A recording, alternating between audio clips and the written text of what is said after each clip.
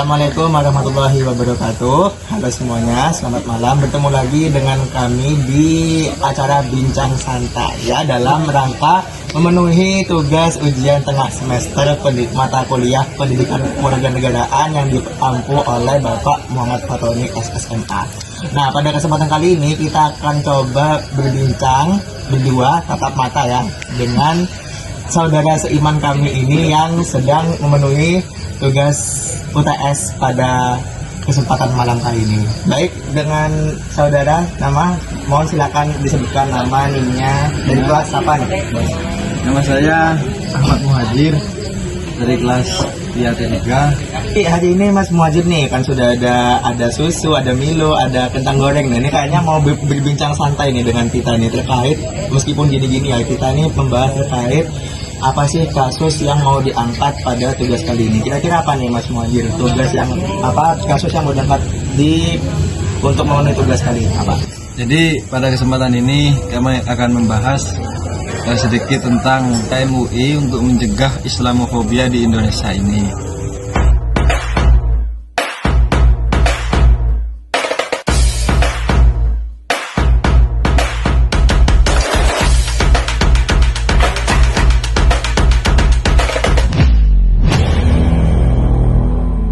Nah, jadi karena Mas Muhajir ini mengangkat kasus terkait upaya MUI untuk mencegah Islamofobia di Indonesia kali ini, sekarang kita pengen tahu nih gimana sih kronologinya kok bisa MUI ingin mencegah Islamofobia terjadi di Indonesia. Boleh silakan Mas Muhajir. Kronologinya itu begini.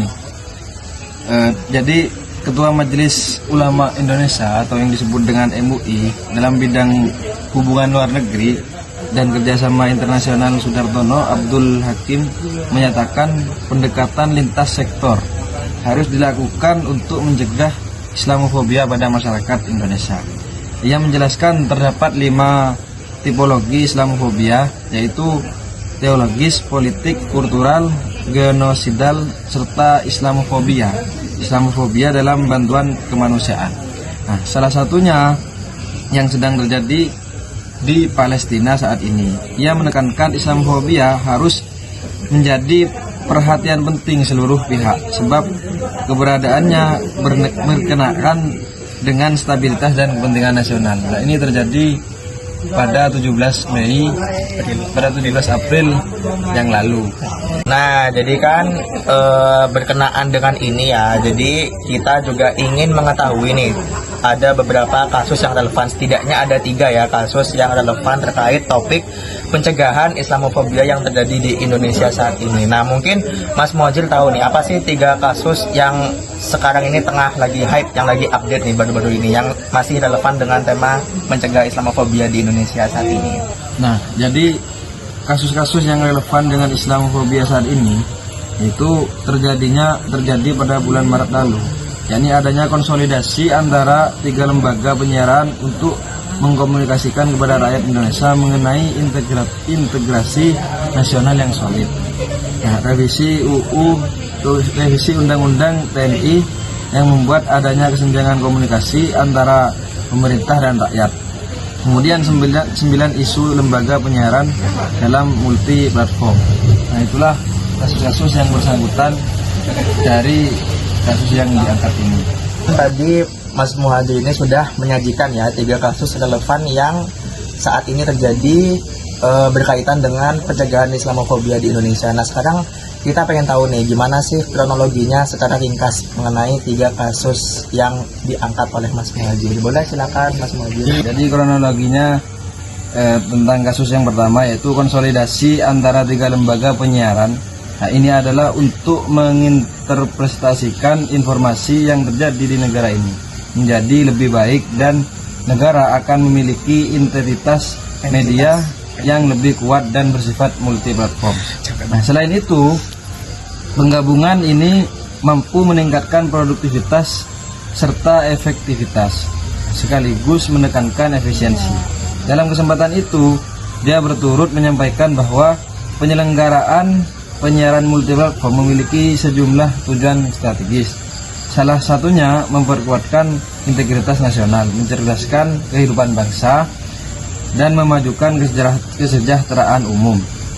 Itu kronologi pada kasus yang kronologi kasus yang kedua yaitu revisi Undang-Undang TNI secara tidak langsung menempatkan kembali dua fungsi ABRI sehingga tunjangan sosial antara pemerintah dan rakyat sipil terulang kembali di era Orde Baru, dan masyarakat menyuarakan kembali agar para abdi negara fokus di ruang lingkup kinerjanya saja. Itu kronologi yang kedua. Lalu di kasus yang ketiga yaitu 9 isu lembaga penyiaran dalam multiplatform, yaitu pemusatan kepemilikan dan penguasaan lembaga penyiaran serta kepemilikan silang antar lembaga penyiaran. Kedua, harmonisasi pengawasan konten program siaran perlu dilakukan mengacu pada aturan yang telah diatur dalam Undang-Undang Informasi dan Transaksi Elektronik. Nah, jadi itu tadi ya mengenai paparan beberapa kasus yang berkaitan dengan upaya pencegahan Islamofobia yang terjadi di Indonesia saat ini, begitu juga dengan kasus utama yang diangkat pada malam hari ini. Nah, kesimpulannya nih, kami sebagai host ingin mengetahui bagaimana sih saran dan kesimpulan akhir dari seorang saudara muhajir dalam menanggapi kasus-kasus yang terjadi dewasa ini di Indonesia mengenai integrasi nasional. Saran-saran kedepannya itu yang pertama adalah memperkuat integrasi nasional, mencerdaskan kehidupan bangsa, memajukan kesejahteraan umum, serta membangun masyarakat yang mandiri, demokratis, adil, dan sejahtera. Nah, selain itu, penyiaran multiplatform juga bertujuan untuk menjaga dan meningkatkan moralitas, nilai-nilai agama, serta jati diri bangsa, sekaligus meningkatkan kualitas sumber daya manusia.